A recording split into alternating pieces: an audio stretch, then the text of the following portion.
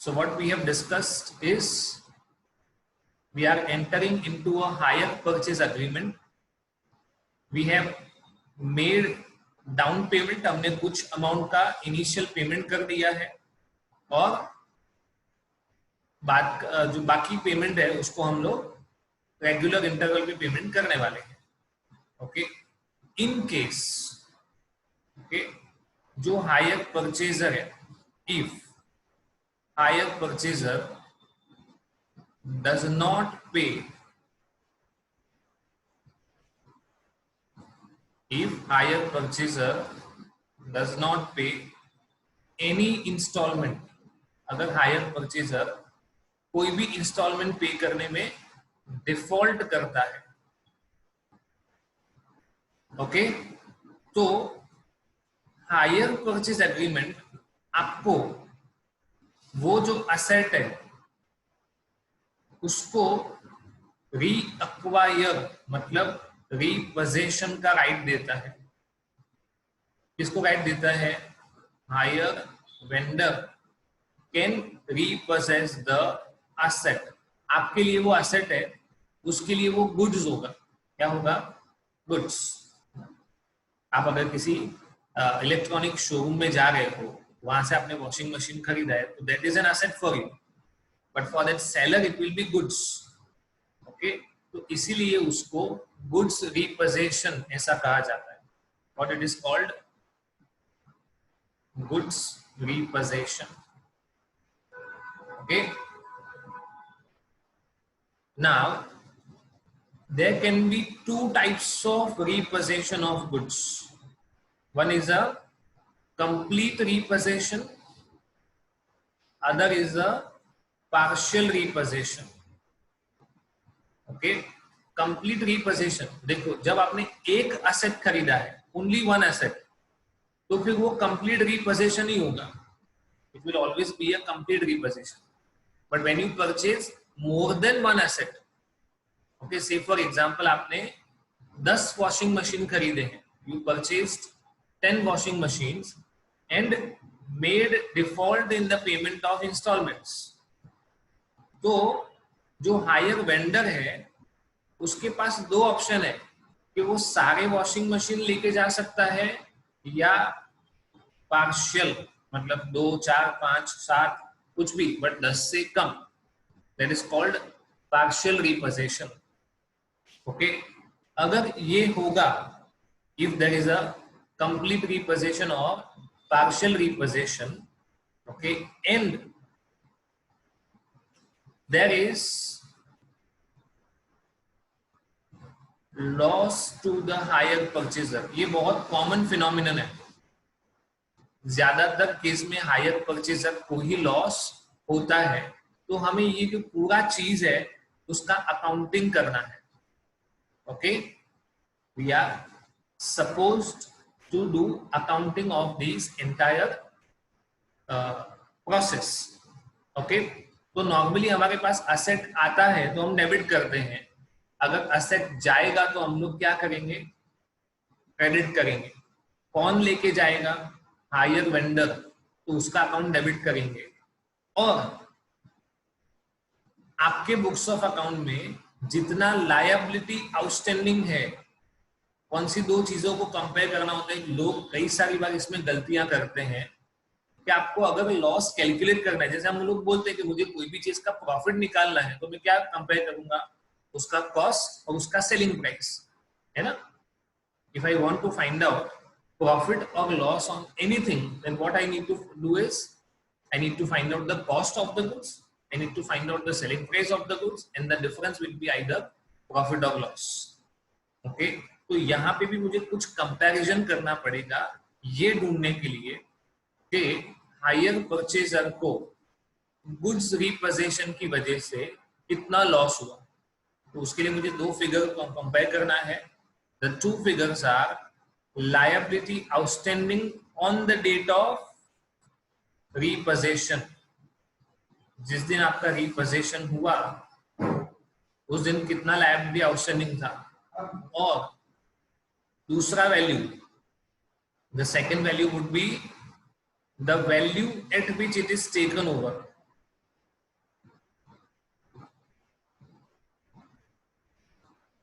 For example, my liability on the date of repossession was 90,000 rupees. मुझे पे करना था 90,000 rupees और उन्होंने मेरी एसेट कुछ वैल्यू पे रीपोजेस कर ली, से फॉर एग्जांपल 70,000 पे. So the difference would be treated as loss. Is it clear? समझ में आ रहा है? मेरी वैल्यू थी कितनी और वो लेके कितने का जा रहे हैं, that is considered as loss on repossession. इसमें थोड़ा कुछ चेंज आएगा, I will discuss maybe ये कंपैरिजन का वैल्यू है ना, बट बेसिकली दो चीजों को कंपेयर करके आपको प्रॉफिट या लॉस पता चलेगा. It is also possible that the higher vendor में इनकम सर्टेन एक्सपेंडिचर. जैसे मान लो कि मैं कोई कार खरीदता हूं और वो कार के मैंने कुछ इंस्टॉलमेंट पे की, उसके बाद मेरी कैपेसिटी नहीं थी पे करने की, तो जो हायर वेंडर है वो मेरे पास से कार लेके चला जाता है. तो ऐसा पॉसिबल है कि वो उस पर कुछ खर्चा करवाएगा, उसको रिफर्बिश करवाएगा, कुछ रिपेयर मेंटेनेंस करेगा, बाद में बेचेगा, तो उसका भी अकाउंटिंग करना है. Okay, there are two types of repossession. One is a complete repossession, other is a partial repossession. Okay, यहाँ पे अमाउंट होगा आपका book value,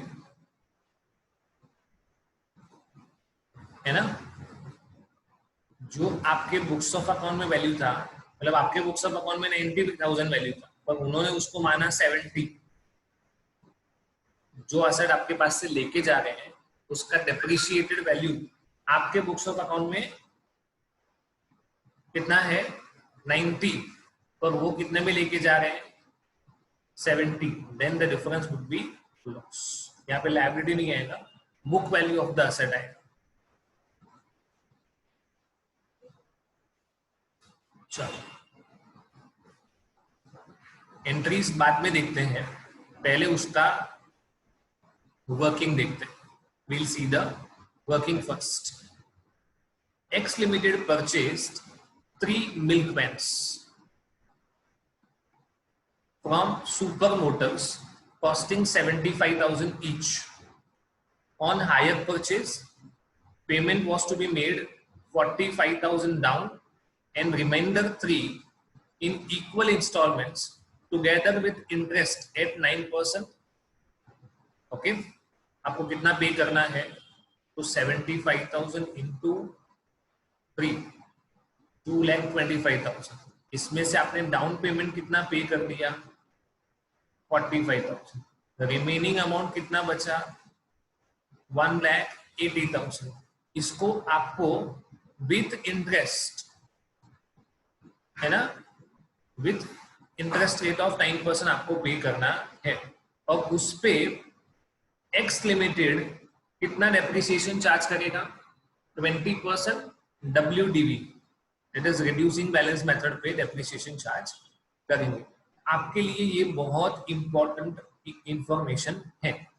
whenever there is अ रीपोजेशन, हम जब भी रीपोजेशन का क्वेश्चन पढ़ेंगे तो रेट ऑफ डेप्रिसिएशन आपके लिए बहुत काम का है. ओके, एक्स लिमिटेड का मतलब होगा hire purchaser. It paid the installment at the end of first year, but could not pay the next.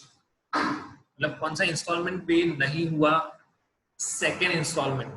आपको थोड़ा सा केयरफुल इसके लिए रहना पड़ेगा, इसमें कितने टाइम का इंटरेस्ट लगेगा, 1 साल का, 2 साल का या 3 साल का.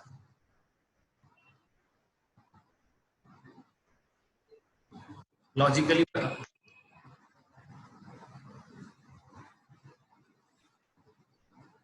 सेकेंड ईयर के एंड वाला इंस्टॉलमेंट पे नहीं हुआ,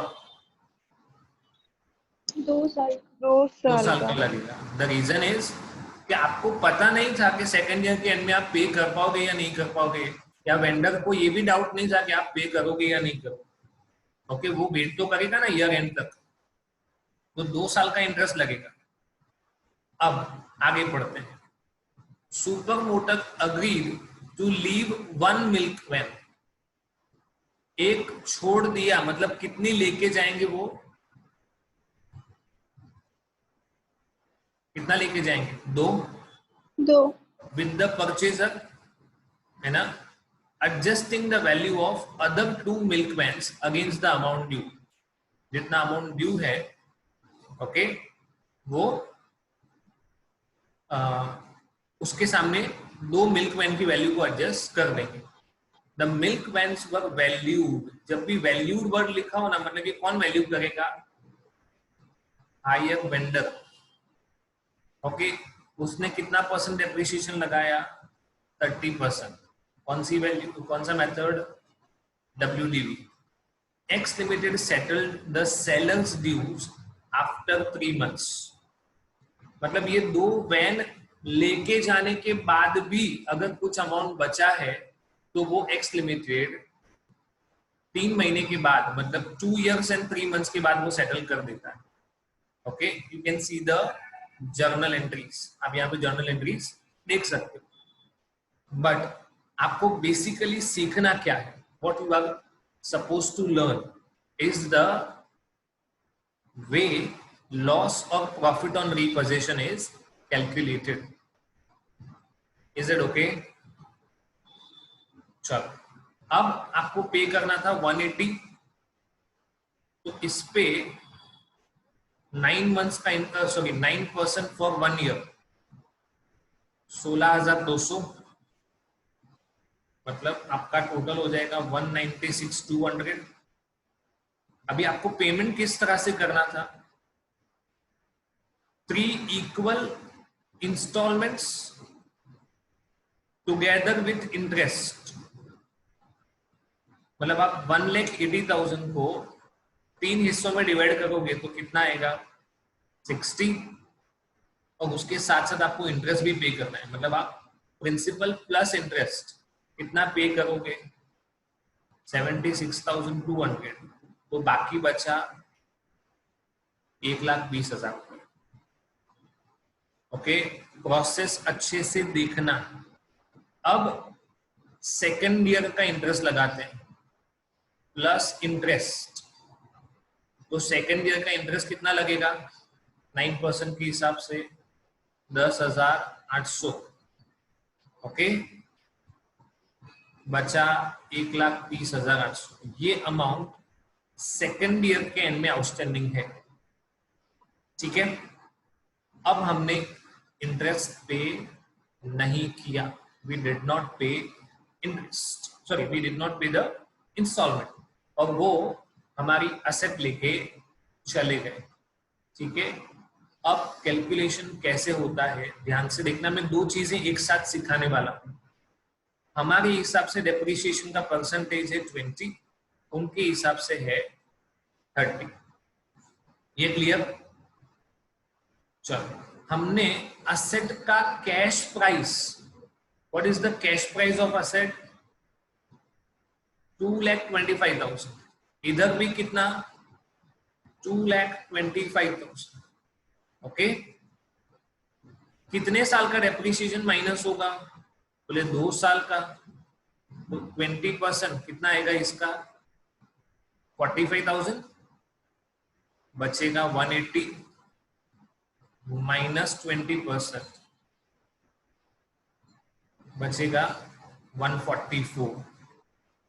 ये कितनी वैन का वैल्यू है, कितनी, 3 का है, बट इसमें से कितनी वो लेके गए, 2। तो इसका प्रोपोर्शनेटली वैल्यू कितना बनेगा, 96,000। एक तो अभी भी हमारे पास है, ठीक है। हमारे बुक्स ऑफ अकाउंट में 2 वैन जो गई उसकी वैल्यू कितनी थी, 96। उनके अकॉर्डिंग कितना है, तो हम पहले से इसको 2/3 कर देते हैं, कितना हो जाएगा, 1,50,000। 2 वैन का वैल्यू, कितना परसेंट डेप्रिसिएशन माइनस होगा, 30%, that is 1,05,000 again minus 30%, that is 31,500. कितना आएगा? 735.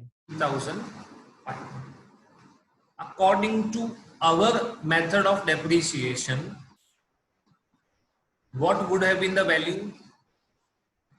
96. बट हमारी 96 की असेट को वो कितने में लेके जा रहे हैं? What value are they considering? 73,500. 73,500.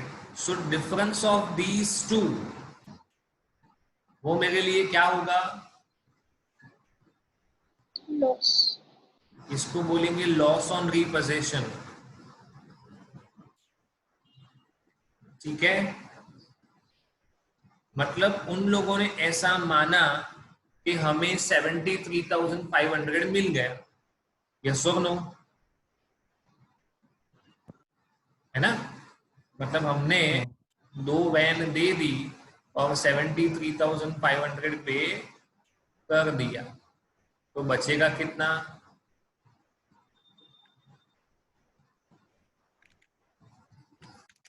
57,300. इस पे कितने महीने का इंटरेस्ट लगेगा? सिर्फ 3 महीने का, क्योंकि 3 महीने के बाद हम वो पे करने वाले हैं. तो 3 महीने का इंटरेस्ट लगाओ 9% के हिसाब से और उसका पेमेंट करो.